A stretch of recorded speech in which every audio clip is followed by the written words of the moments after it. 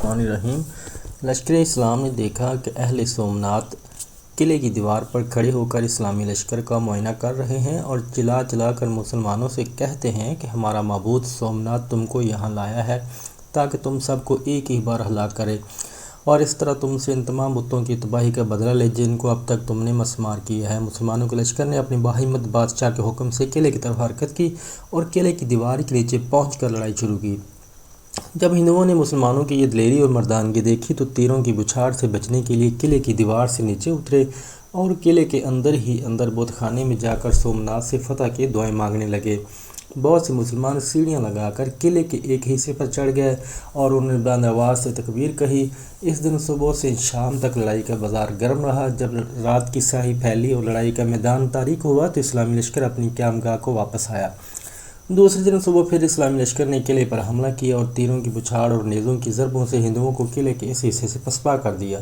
گزشتہ روز کی طرح پھر سیڑھیاں لگا کر چاروں طرف سے قلعے پر حملہ آور ہوئے۔ اہل سومنات نے اپنے مختلف گروہ بندیاں کیں اور سومنات کو بغل میں دبا کر یا سومنات سے بغلگیر ہو کر روتے ہوئے اور فریاد کرتے ہوئے ایک دوسرے سے رخصت ہوئے اور مارو مارو کی صدائیں دیتے ہوئے اتنا لڑے کہ تقریباً سب کے سب مارے گئے۔ تیسرے دن ہندوؤں کے وہ لشکر جو قلعے کے اطراف و جوانب میں اترے ہوئے تھے وہ بھی اہل قلعہ کی حفاظت پر آمادہ ہو گئے اور مسلمانوں کے مقابلے میں آ کر میدان میں صف آرا ہوئے۔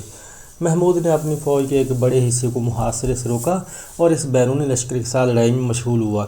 فریقین نے اپنی جان توڑ کوششوں سے خون کی ندیاں بہا دیں اور جنگ کی تیزی کو دیکھ کر دیکھنے والوں کے دل دہل گئے۔ پرم دیو اور داغے بشلیم کی فوجوں کے پے در پے آنے سے یہ وہم پیدا ہوا کہ کہیں ایسا نہ ہو کہ مسلمانوں کے پاؤں میدان جنگ سے اکھڑ جائیں۔ محمود نے جب اس بات کا اندازہ کیا تو پریشان ہو کر ایک کونے میں آیا اور حضرت شیخ ابو الحسن خرقانی کے متبرک خرقے کو ہاتھ میں لے کر سجدے میں گرا اور بہت خلوص کے ساتھ خدا کی درگاہ میں فتح و کامیابی کی دعا مانگ کر اپنی فوج میں واپس آیا۔ اس کے بعد ہندوؤں پر شدید حملہ کر کے ان پر فتح حاصل کی۔ سومنات کی فتح کے بعد کا منظر۔ چونکہ اس لڑائی میں تقریباً 5000 اہل سومنات قتل ہوئے اس لیے بقیہ فوج اور پجاری جن کی تعداد 4000 تھی دریا کی طرف بھاگے اور کشتیوں پر سوار ہو کر جزیرہ سرندیپ کی طرف چلے تاکہ وہاں پناہ حاصل کریں۔ محمود نے اپنی دور اندیشی سے پہلے ہی ان بھاگنے والوں کا انتظام کر رکھا تھا اور چند کشتیوں پر بہادران اسلام کے چھوٹے چھوٹے دستے سوار کر کے کشتیاں دریا میں اتار دی تھیں تاکہ ان بھاگنے والوں کا رستہ روکیں۔ چنانچہ جس وقت ہندوؤں کی کشتیاں دریا میں نظر آئیں اسی وقت مسلمانوں نے فوراً ان پر حملہ کر کے اکثر کشتیوں کو غرقاب کر دیا۔ جب ہندوؤں کی طرف سے پورا اطمینان ہو گیا تو سلطان محمود اپنے بیٹوں اور ارکان سلطنت کے ساتھ قلعے میں داخل ہوا اور قلعے کی عمارت کے ہر حصے کو غور سے دیکھنا شروع کیا۔ عمارت کی سیر و تفریح کے بعد قلعے کے اندر والے راستے سے محمود بت خانے میں پہنچا۔ اس نے دیکھا کہ بت خانہ بہت وسیع و عریض تھا۔ اس کی چھت 56 ستونوں پر کھڑی تھی۔ سومنات کا توڑنا۔ بت خانے کے اندر سومنات کا بت رکھا ہوا تھا۔ یہ بت پتھر کا تھا۔ اس کی لمبائی 5 گز تھی جس میں سے 2 گز زمین کے نیچے تھا، 3 گز زمین سے اوپر نظر آتا تھا۔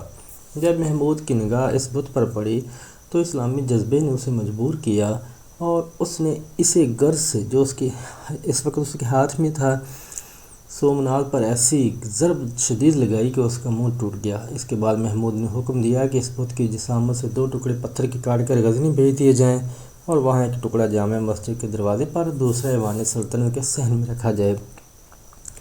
چنانچہ اس وقت سے لے کر آج تک جس کو اتنا عرصہ گزر گیا ہے دونوں پتھر غزنی میں پڑے ہوئے ہیں۔ اس کے علاوہ سومنات کے مزید 2 ٹکڑے کاٹ کر مکہ اور مدینہ بھیج دیے گئے تھے کہ شارع عام پر ڈال دیا جائے اور مسلمان نے دیکھ کر محمود کی جرأت و ہمت کی داد دیں۔